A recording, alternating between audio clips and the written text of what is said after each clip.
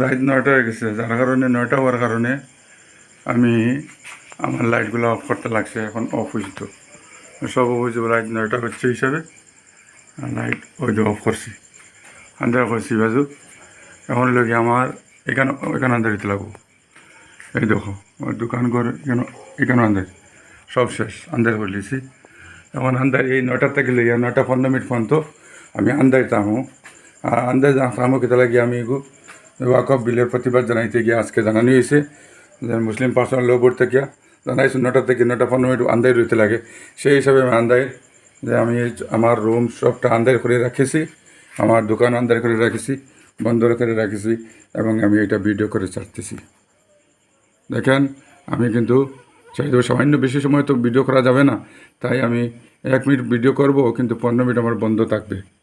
15 minute পুরো 15 minute বন্ধ থাকবে, সব বন্ধ থাকবে।